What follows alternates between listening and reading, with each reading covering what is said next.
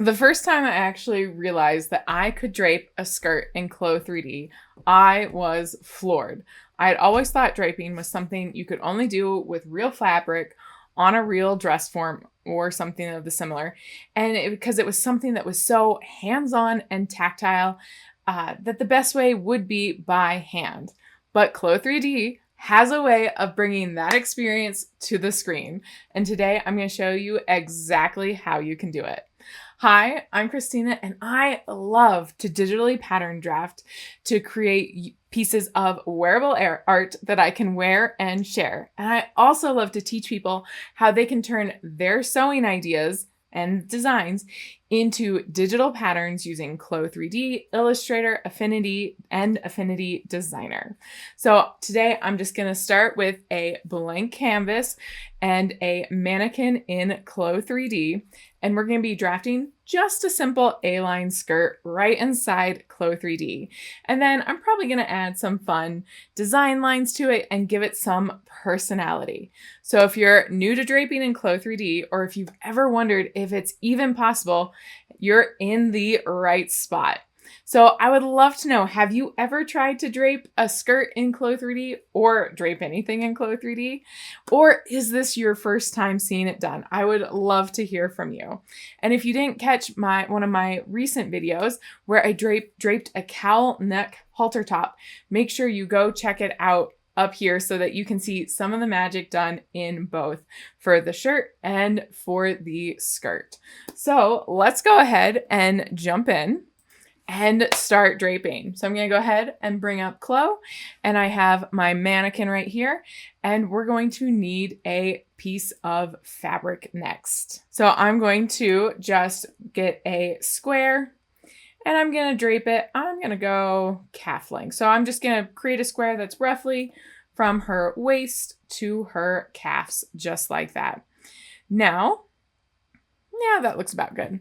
Then we're going to get into our measurements, and I'm going to create a measurement that I can attach this fabric to. So I'm just going to take the top, attach it there, and let's simulate it. So that's kind of giving me kind of what I need.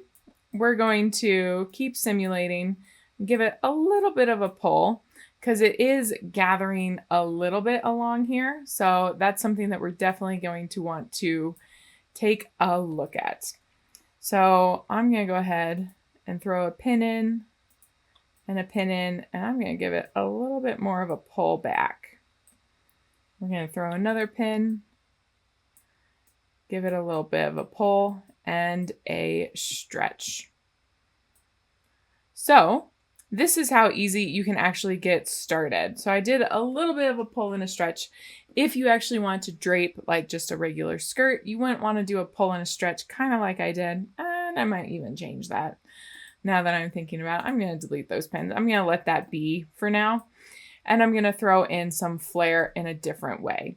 But this is a great way to get started if you wanted to create even just a regular sloper skirt. That took a second. You can throw a pin in here, and then you can just figure out where you want your dart placement and place your dart and then draw your side seam. But I think I'm going to do a one with a little bit of flare. Whoops, still on the square tool. So with a little bit of flare, I'm going to draw a line to slash and spread. Oop, I want to be in the fullness line. And I'm going to click top and bottom. It's going to bring up another menu, and I want it to be on the second one. I want it to pull out, and I want it to pull out in both ways. And with this flare, I'm going to go 15 total, and that's going to give me a little bit of a flare. It kind of twisted funny, so we're going to readjust as it keeps going like that. Ooh, yeah. Liking that there. Now, the next thing that I can actually do is I can continue and add this, but what if I wanted my skirt to be, that top half to be exactly, so what is my measurement here? So we're at basically 28, divided by 2 is 14. So I'm going to do another slash and spread, or another, yeah, slash and spread basically. But this time I'm going to change the fullness length of my top. I'm going to go down to 14 and I'm going to have it go on both ends so that it's bringing that in. We're leaving the bottom pretty well where I have it. So we're going to hit OK. And that's going to give me a cute little skirt draped just like that. Ooh, I love it. Then I'm actually really happy with that. So all I'm going to do is I'm just going to do a copy paste and it's going to pop there, but I want it to populate on the back. So we're going to put it on the back. We're going to pull it down just a little bit and we're going to change it from curved to flat so that it's there. Now I can also sew that straight to that line that we have, but I'm going to go ahead and just make a waistband. So we know it's 14. So I'm going to make a square that is 14 by 1. I actually don't need to do that. We can just do a copy paste, 14 by 1. I'm going to grab this one, place it on my avatar, grab my other one, place it on my avatar, and then we're going to sew these girls together. Boom, boom, boom.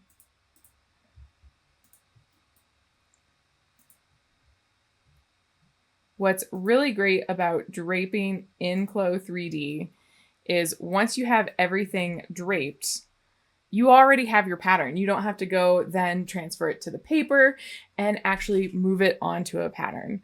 So I'm going to go ahead and we're going to see if this will simulate and stay on. Looks pretty good. Looks like it might still be a little tight in those hips for what I want it to be. So what I'm going to do is I'm actually going to continue. I'm going to have it flare out even a little bit more. And I did not make these patterns, they don't actually link. Maybe I'm going to do that really fast. We're going to symmetric pattern with sewing. Nope, wrong one. We're going to delete that. And we're just going to do a symmetric pattern with sewing. That way they will match up and be, when I edit one, it will edit the other one because I want them to be even. I don't want them to go out anyway. I just want them to be even. So we're going to do top and bottom. It's going to bring that up. We're going to pop that up. We're going to have it go both ends. And we're going to pop that up another 10 inches. We're going to hit OK. It did them both. We're going to resimulate. Ooh. Okay. Control Z. We're going to redrape those two because something got wonky. Okay. That one, we're going to replace it on the back. Come on.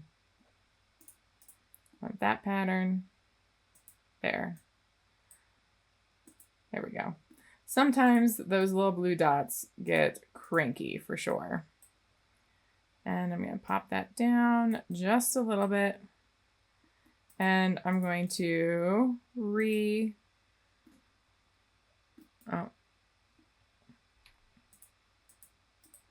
going to reset you. Nope, I want you. We're going to reset you. There we go. Perfect. So there we go. We now have our skirt drafted on our avatar. That's how quick and simple you can actually do some draping of a skirt. You can do the same with pants and then do very similar to how we did with the cowl and the pins by manipulating it around and drawing on it. So that is something that I always really enjoy doing. One thing I want to do is I want to add some fun design lines in here, maybe like a swirl down. I don't know. But I do want to add just some fun design lines. So I'm going to go ahead and hit G. And we're going to do, we're going to start from the side seam. And we're going to do a line. and A, we're gonna go to that one right there and a line, something like that. Now, this is where I'll probably take the symmetrical patterning off, although that matches okay. I just realized I'm not at, it's kind of dipping right there because I don't have it quite right at 90 degrees. So I'm gonna go ahead and fix that and pull that down. Keep going.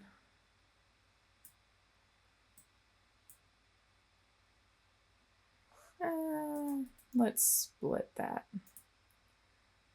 because I definitely want this to pop up and give it a little bit harsher there. But I understand. Whoops, didn't want to do that. I want just the handle. There we go. Getting much closer. There we go.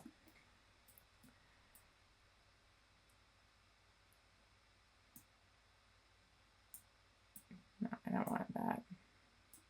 Give it a little bit more. Give it a little bit more flair and interesting cuts right there. Then we're just going to do a cut and sew. Got it on the front and the back. Add another fabric. Let's change the color. We're going to go purple.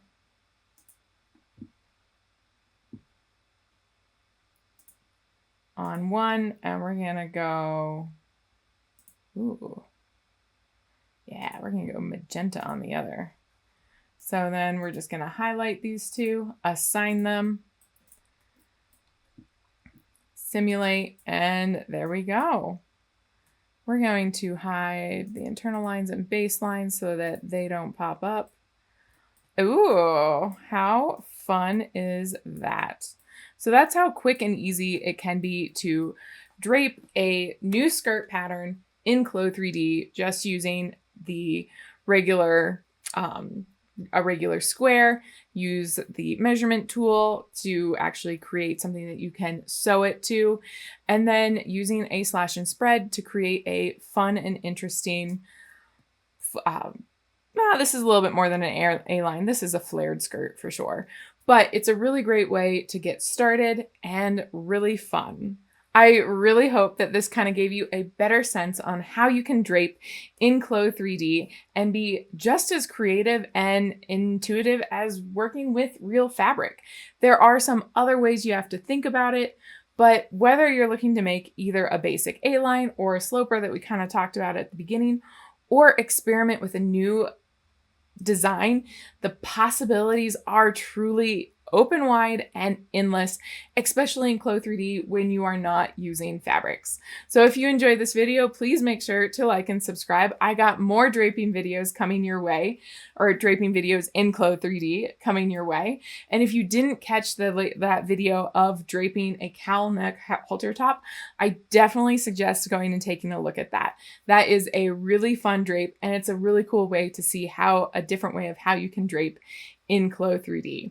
And before you go, I would love to know, what is your biggest question about draping in clo3d? I'd love to hear what you're wondering about, and it might even inspire the next tutorial that I create. Thank you so much for watching. I look forward to seeing you in some of my other videos. Happy patterning and draping!